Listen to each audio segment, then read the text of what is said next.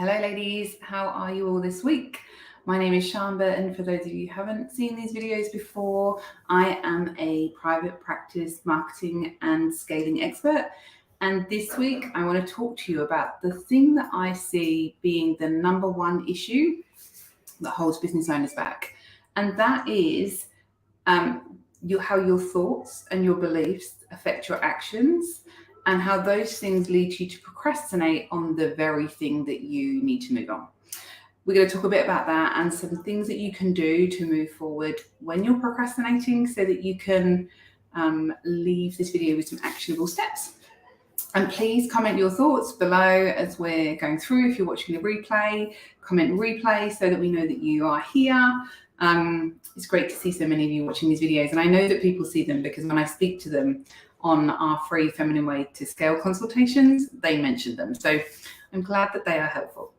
So let's dig into this, because this is probably the thing that most people skim over when it comes to thinking about what they need to work on to grow their practice. And actually, it's probably the most important thing. So I spoke a lot on my recent client retreat where the ladies from Success Without Sacrifice got together for 2 days, and we spoke about the feminine mindset for business and why the mastery of that is so important. And the whole of the first day, we spoke about how the thoughts that you have about yourself, about your business, affect your beliefs, what you believe to be true about what you're capable of, what you believe to be true about what your business can do, what you are worthy of, then affect your actions. And so what I see so often happen with clients is that they will say to me, we'll be in coaching calls, and they'll say, happened yesterday, I just don't know why, but I'm supposed to be doing this thing and I just can't seem to get myself to do it. I don't know why. It's so easy. It's not going to take long. I just can't get myself to do it, right?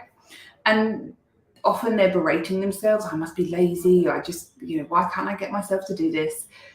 But as I was saying to my client, Brooke, yesterday, it's always the same thing. Like, your subconscious brain has 100% of control over what you do, right? If it was all conscious, we would all be able to be on diets and lose weight and never put it back on.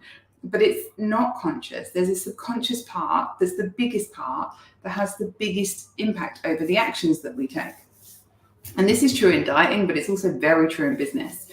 And what this looks like is that if you think, I'm going to give you an example that will ring true for many of you. If you think that you have a story which you tell yourself, and these are your thoughts, I'm not good with numbers, and you believe that you are not good with numbers and therefore will not be able to be successful because you can't get across accounting stuff because you're not good with numbers, it will stop you from looking at your financial accounts. It will stop you from looking at a profit and loss because I'm not good with numbers, so I won't be able to understand it. But when you're not across your numbers, you can't grow and scale a business effectively. It's why that every single person who works with us in our program works with our financial success strategist, because you can't scale a business when you don't know how much money it's making or how much profit it's making. It's not possible to do that, or at least not possible to do it well and you make money out of it and not burn yourself out in the process. But can you see how those thoughts and beliefs affect the actions that you take? The other way I see this show up around procrastination is, this is the other example I've seen this week. So one of my clients subconsciously knows that if she reaches out to 2 occupational therapists who have told her they really want to refer to her and that she just needs to arrange a meeting to do that, subconsciously she knows that's going to have a massive impact on her business. It will double the size of her business in the next 3 to 6 months, I would anticipate, right? She said, I just need to reach out to them. I don't understand why I'm not doing it. But her thoughts around I can't do this, I'm not really good at business, I'll only ever have a small business, affect her beliefs, that what she believes is possible for her. Like, she I don't think yet believes that she is capable of running a business of that size, of running a team of that size, of believing that she's deserving of having that kind of money and profit come into her business. And so she's not taking the action that's really important to make those things happen. So when you procrastinate on something, and you don't take the action that's really important to move your business forward, it's not because you're lazy, it's not because you're stupid, and it's not because you don't know how to do the thing. It's because there's a thought and a belief that are underpinning your avoidance of taking that action, right? So it might be hiring your first person because you believe that you're not going to be a good manager, or it might be hiring your sixth person because you believe it's going to require sacrifice from your family. But all the time, along all those points, the procrastination or the being too busy to do things is actually just a reflection of your thoughts and beliefs not aligning with the action. And then there's incongruence, and so the action doesn't happen. So what can you do about it? The first thing, when you're procrastinating, instead of berating yourself and saying, if you just got on and do this, I don't understand why you can't do this, this is so stupid, all those mean things we say to ourselves, instead ask yourself, what might I be protecting myself from by not taking this action? What might I be protecting myself from not taking this action? And go with the very first thing that comes to mind. Don't question it, don't doubt it, don't say that's stupid, that can't be it. Go with it. Okay, I'm procrastinating on this thing because my marketing, because I don't feel like it's authentic, so I'm not doing it. Okay, I'm worried what people think about me because this feels really salesy. Okay, great. That's a very valid reason to not take action on marketing, even though you know it's going to grow your business. So then ask yourself, how could I do this so that I feel comfortable to take the action? Or what would be one step that I could feel comfortable to take today? Because sometimes if we just take the small steps, the big thing happens anyway, and you can trick your brain into not realizing you're doing it. That's a trick that I use a lot with clients.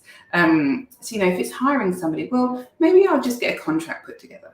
Or maybe I'll just write my job ad. That's the one I always get clients to do. Just write the ad. What's the worst that can happen if you just write the ad? Just pop it on Seek or Indeed. What's the worst that can happen? Oh, just do the interviews, right? And then before you know it, they're pretty much at the point of hiring someone, and they're like, oh, I did that and it didn't feel scary, right? So rather than focusing on the whole action, maybe just focus on one thing that you can do that feels easy and doesn't feel like it's not incongruence with what you think and believe.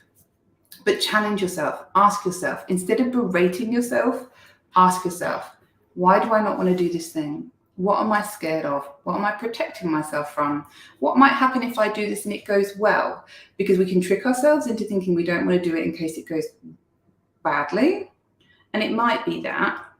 But very often I find with clients who are ambitious, the reason they're procrastinating on things is because they are scared it's going to go well and that they're going to be really successful, and they don't feel like they deserve that level of success yet. If anything around self-worth comes up for you, I don't deserve to be that successful, I'm not good enough, this won't work out for me because things don't work out for me. I'm telling you a lot of the things that come up for me there, right? But I know they come up for my clients too. I would really encourage you to find a professional that you can sit down with and unpack where those beliefs come from, because they're not recent beliefs. When you have those kind of beliefs, they're core beliefs about yourself, and they will continuously show up and put a cage around you and what you're able to action and do until you unpack them and tidy them up and give yourself space to move to the next level, where they will pop up again because that's what they do.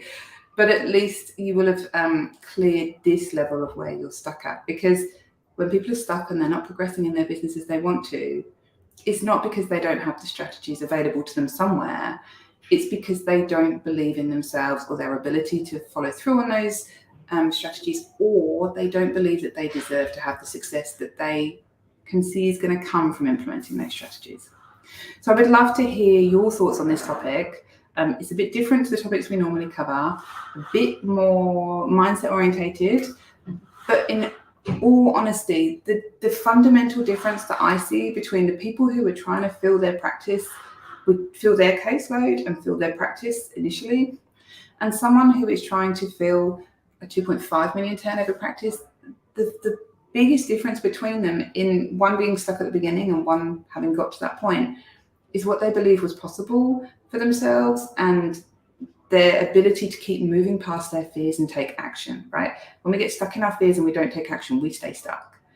If you would like help with just knowing what steps to take and having some accountability around taking them, And gentle nudges, right? Like, I'm not a therapist, that's not what I purport to do. But if you're like, I think I can probably move on this if I had someone holding me accountable, please book in a feminine way to scale consultation with one of our team. We would love to talk about how we might be able to help you achieve that. My clients will all attest to my loving nudges and holding them accountable when they need to be doing things and they are not. That client we spoke about is reporting back to us when her job ad is live. So if you think that we might be able to help you with that, please book in a call and we will share the link with you so that you can do that. We would love to help you, and I look forward to seeing some of you to discuss that more soon. Have a great week, guys, and I will see you soon.